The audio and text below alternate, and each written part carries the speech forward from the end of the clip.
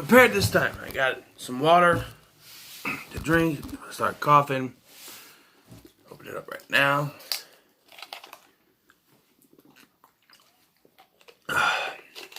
So we're talking about Nightmare on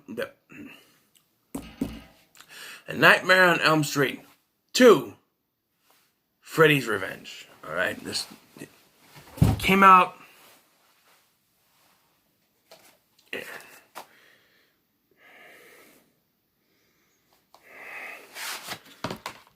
Here. This isn't it, is it?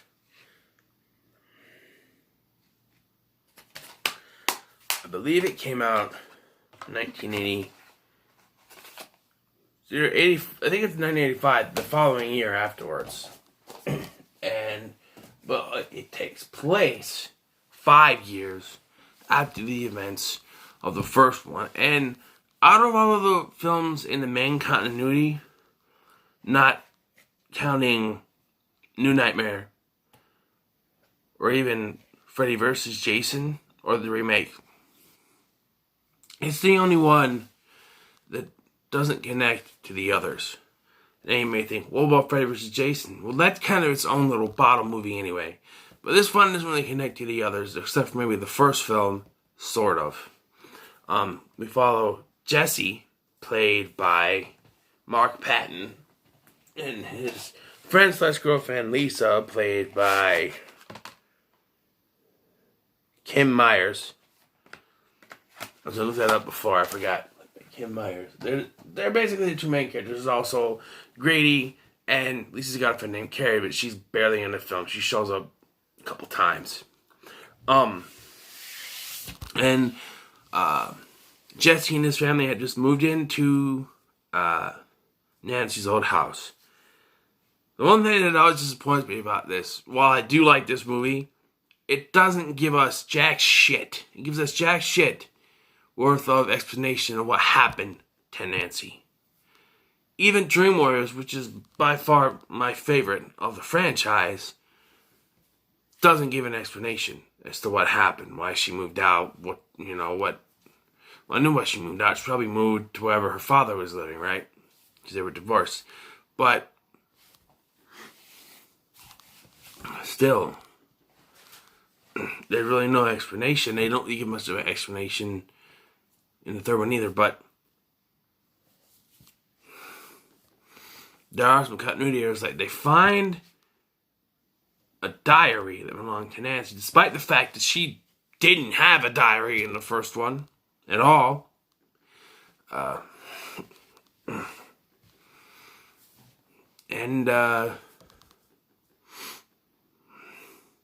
It's been 5 years since the first one, and that would make it 1989. Again, I'm a continuity whore, so there's that. 89, next door looks like it's 1985, so who knows. We start out with a dream sequence where everyone's on a bus, they're driving, you can see Robert Englund. It's one of the few running gags throughout the series. You see Robert Englund in one of the dream sequences out of the Freddy makeup. It happens again in part 5, I believe. But you see Robert Englund driving the bus right away. You're like, oh shit, something's going to go down. And it does, as after he drops everyone but 3 people off, the bus driver just starts to drive out into the freaking country and onto this weird area that turns into a rock, rises up, and it leaves Jesse and 2 other girls there. And Freddy, creeps up, and then he wakes up, and he has this girly scream. And, yeah, nothing happened yet. And this one's like I said, it's very different to the other ones, as Freddy is trying to, he's not so much in everyone's dreams, just Jesse's, and he wants to take over Jesse's body and go into the real world to kill people. Which he does. Spoiler alert. Sorry. Yeah, okay, I'm gonna stop right here. This is a good place to talk about this. Mark Patton, who is gay, at the time had not come out. This film is considered to be, and I think it's officially somewhere on the internet somewhere, the gayest movie ever made. And, I'm not against any of that. Love who you love. You know what I mean? I'm all for it. If you're a man and you love men, go ahead. You're a woman, you love another woman, by all means. If you're trans, what's it? I don't know how to understand that, but love who you're gonna love. You know what I mean? It's all your business. But in the film, I think it was the screenwriter. When he was doing this, he claims it was subtext, but it's very much out there for everyone to see. Like the coach. He first of all, there's a dream where Jesse wakes up and he goes to an S&M club, where the coach is, and when the coach dies, he has balls, like basketballs, tennis balls, baseballs, flung at him, while a towel whaps his bare ass. Subtext my ass. And there's even there's a scene where Jesse and Lisa are, getting down in the cabana, and Freddy starts to take over. Big Tongue comes out, he runs away, and he goes to where? His friend Grady's house. And Grady even says it. When he says, there's someone trying to get, when Jesse says, there's someone trying to get inside my body. Grady says, yeah, and she's female, and she's waiting for you in the cabana, and you want to sleep with me. And Mark Patton spoke on this, that, he eventually did come out, but maybe he thought he was getting harassed. He didn't do any more films after this because of this, I believe. But yeah, it's pretty much out there. Subtext. There's the dance scene. Which, okay, so he goes to meet Lisa. He can't because his dad says he's got to finish unpacking his stuff. So he goes up there, and he's already wearing this this weird-looking yellow shirt. So he goes up, he puts on some music, which is just, all night long, touch me, all night long, something like that.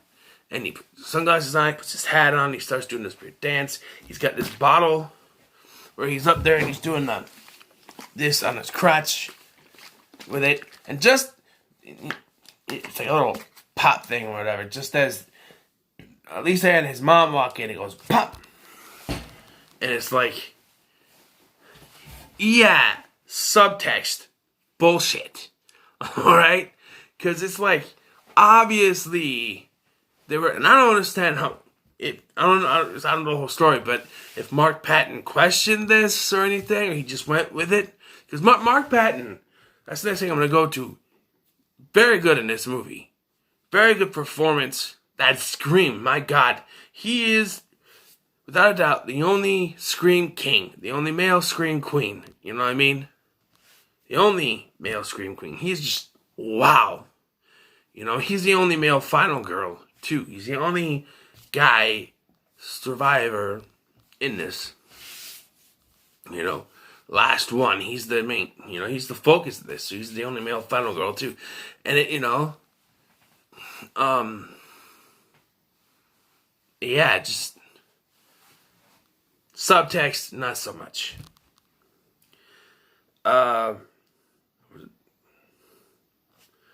Any negative? Because that's not a negative, positive, whatever. I just wanted to get that out there, let you guys know. Information. Let's see, positive, and negatives. Well, the ending. Well, yes, another part of the subtext too is so when he's in the cabana, He's with Lisa. They start getting hot and heavy. He runs to his male friend. And then, how does this whole thing get solved? By a girl's kiss. And the ending, if they had just done that, like, Freddy, Lisa kisses Freddy, and he starts to be burnt down, and, Jesse comes out of there, and he's fine, and they hug, they embrace everything. If it ended on that, them just walking out of that factory, and the credits start to roll, that would be fine. But Bob Shea, just like he fucked with the ending of the original, he had to have a say in this one. We can't just leave it as the end. We got a cliffhanger that we could do another one. So what happens is they're back on the bus. This time, Lisa's there with them. They're together or whatever. And Lisa's friend Carrie is there. And Jesse starts to get worried again that be like his dream. He starts yelling at the bus driver. The bus driver looks back. It's not Robert Englund. It's fine. And then, once again, he's driving faster. He starts just doing fine. And then Carrie says, "Relax, Jesse. It's all over." And then Freddy's hand bursts out of her chest. It runs out into they scream. And the bus drives out into the country again. And the movie ends. I said this in my last review. You don't... Obviously, there's sequels, but just because you want to make sequels does not mean you have to leave off with a cliffhanger ending. Some are okay, some are not.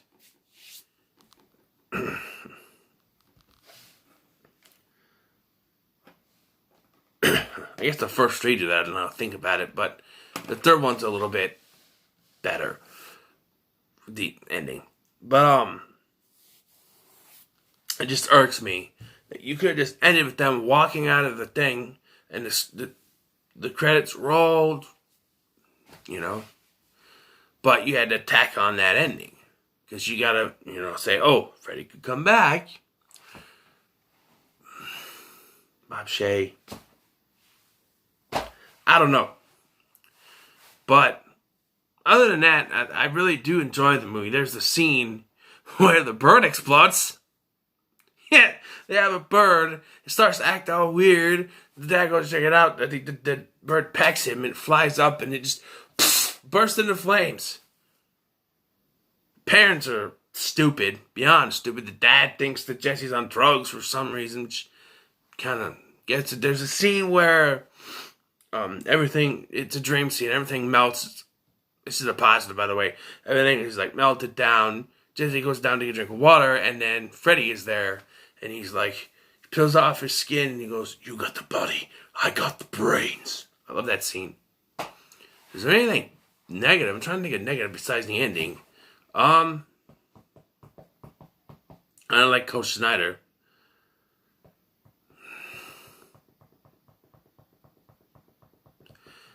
I suppose bringing Freddy into the real world is kind of a cheat.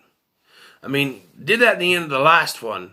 But that ending is all confusing as shit anyway. But this one, Freddy is released. He, breaks through from Jesse.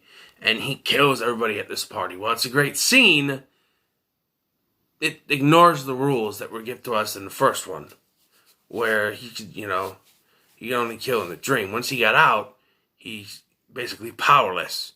Well, he sort of survived being set on fire. He can't really do anything, like that. But he shows up. He destroys a grill. Fires with "You're all my children now." I like that part, but it's just not part of the rules. That leads me into the kills. The kills. I already told you about Coach Snyder's kill. Grady's kill is after Jesse runs back to the house. He says, "Stay awake while I sleep," and Grady doesn't, of course. And then that's the part where he cuts open Jesse and he crawls out of the skin, you know, and comes out, but you don't really see it. Kills him through the door or whatever, but yeah. Do I have a favorite kill in this?